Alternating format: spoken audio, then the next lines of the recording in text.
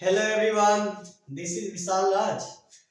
Today I am going to discussing about class 12 physics second chapter. This chapter is electrostatic potential and capacitance. And this video is based on the potential due to a system of charge. First of all, I am going to discussing about system of charge. System of charge का मतलब है system. सबसे पहले बात करते हैं system होते क्या है। तो सिस्टम हम उसे कहेंगे जिसके बारे में बात हो रही है, उसे हम सिस्टम कहेंगे। जैसे मान लेते हैं अगर पूरे रूम को हम अगर कंसीडर करते हैं तो इस रूम के अंदर के जितने भी पार्टिकल है, सबके अंदर जो पार्टिकल है सब सिस्टम के एक अंदर है। तो ये इसका मतलब ये पूरा का पूरा एक कमरा जो हुआ एक सिस्टम है। तो यहाँ बात हो रही है सिस्टम ऑफ चार्ज, यानी चार्ज का सिस्टम, चार्ज का कोई बॉक्स है, ठीक है। तो थोड़ी देर के लिए हम कंसीडर कर रहे हैं पूरा बोर्ड ही हमारा एक सिस्टम है जिसमें बहुत सारा चार्जेस है।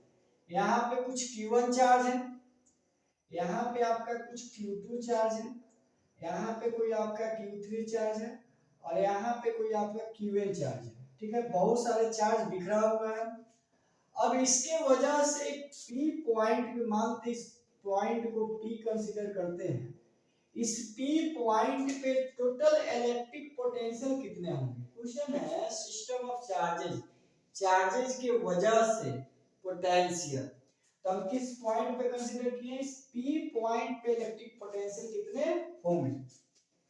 हम लोग जानते हैं कि इलेक्ट्रोस्टैटिक पोटेंशियल जो होते हैं, electrostatic potential, electrostatic potential due to a system of charge, a system of charge, sorry, potential due to a point of charge, point of charge, यह होता है V is equal to KQ by R। कितना होता है V is equal to KQ by R। एक point charge के वजह से, एक पॉइंट चार्ज के वजह से r डिस्टेंस पे जो इलेक्ट्रिक पोटेंशियल होते हैं वो होते हैं KQ by R। कितना होते हैं KQ by R। तो यही क्वेश्चन है, यानी आपका बहुत सारे चार्ज रखा हुआ है, इस सभी चार्ज के वजह से इस पॉइंट पे पोटेंशियल पूछ रहा है। तो भाई इस चार्ज के वजह से इस पे कुछ पोटेंशियल होंगे, यानी इस Q1 चार्ज के वजह से P पॉइंट पे कुछ पोटेंशियल होगा और इसके बीच के डिस्टेंस को हम R1 मान लेते हैं। तो इस V1 या Q1 चार्ज के वजह से लगने वाले पोटेंशियल कितना होंगे, चलिए नाम देते हैं V1 बराबर क्या बोले हैं KQ। तो K किसकी वजह से, Q1 की वजह से, तो Q1 बाई कितना बीच का डिस्टेंस है R1। यानी इसका मतलब है Q1 चार्ज के वजह से लगने वाले पोटेंशियल इस पे कितना होंगे KQ1 बाई R1। उसी तरह कुछ Q2 के वजह से भी इस पे पॉइंट पे पोटेंशियल होगा। चलिए इसके बीच के डिस्टेंस को हमने R2 मान लिया। कितना मान लिया R2। तो इस चार्ज के वजह से जो पोटेंशियल बनेगा V2 बराबर हम कह सकते हैं KQ2 by R2, KQ2 by R2। इसके द्वारा लगने वाला पोटेंशियल कितना होगा KQ2 बाई R2। इस Q3 की वजह से भी इस पॉइंट पे कुछ पोटेंशियल होगा, इसके बीच के डिस्टेंस मैंने R3 मान लिया। तो इसके द्वारा लगने वाला पोटेंशियल जो होगा वो होगा KQ3 by R3, KQ3 by R3।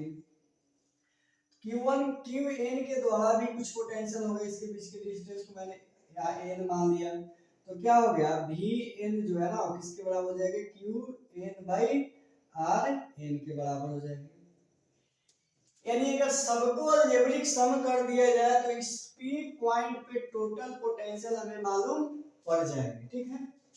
तो आइए बात करते हैं इस पॉइंट का पोटेंशियल मालूम करते हैं। तो लिखेंगे the resultant of electrostatic potential, electrostatic potential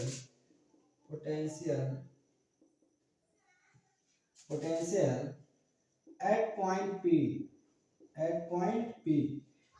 पे रिजल्टेंट ऑफ इलेक्ट्रिक पोटेंशियल कितने होंगे। तो इस P पॉइंट पे क्या होगा Vp इज इक्वल टू, चलिए किस पॉइंट का P पॉइंट का, तो हो जाएंगे आपका V1 plus V2 plus V3 dot dot कहाँ तक है एन तक है, भी एन तक, यानी सबको अलजेब्रिक सम कर दीजिए, इस पॉइंट का पोटेंशियल हमें मालूम पड़ जाएगा। क्योंकि इलेक्ट्रिक पोटेंशियल जो होते हैं कि स्केलर क्वांटिटी होते हैं। यह आपको दिख रहा है कि प्रिंसिपल और सुपरपोजिशन की तरह बिहेव कर रहा है। इसी टॉपिक को हम इलेक्ट्रिक चार्जेस एंड फील्ड्स के अंदर पढ़े थे। तो इलेक्ट्रिक चार्जेस एंड फील्ड जो होते हैं ना, एक वेक्टर क्वांटिटी होते हैं, तो उसको वेक्टर की तरह सम करते हैं। यार आपका स्केलर क्वांटिटी, इसलिए अलजेब्रिक सम करेंगे, ठीक है। तो V1 का वैल्यू कितना मालूम किया हमने, K Q1 by R1। V2 का वैल्यू कितना मालूम किया हमने, K Q2 by R2।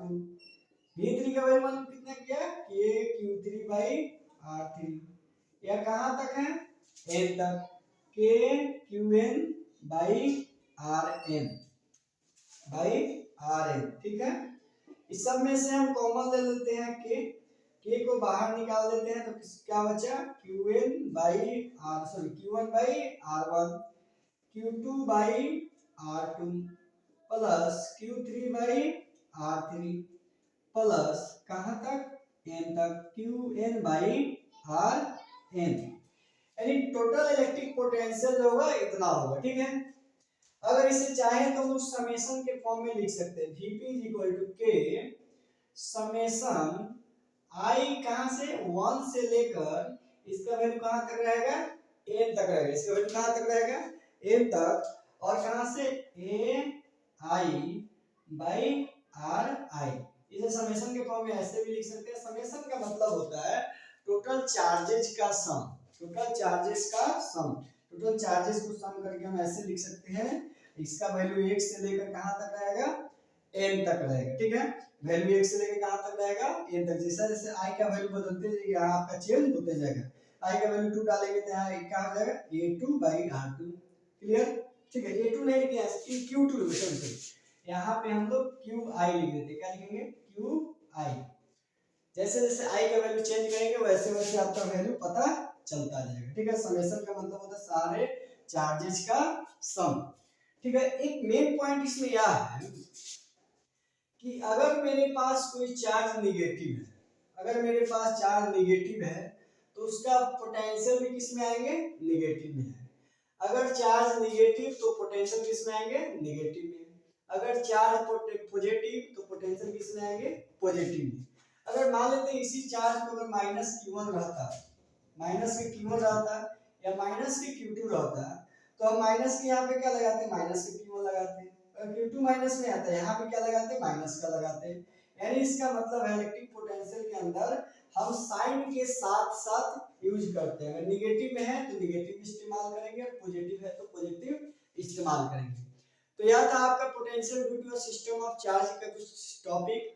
मैं इसके बाद अब अगले टॉपिक पे बात करूंगा इक्विपोटेंशियल सरफेस के बारे में। तो आज के लिए इतना ही। वेरी ऑल द बेस्ट, पढ़ाई करते हैं। Thank you.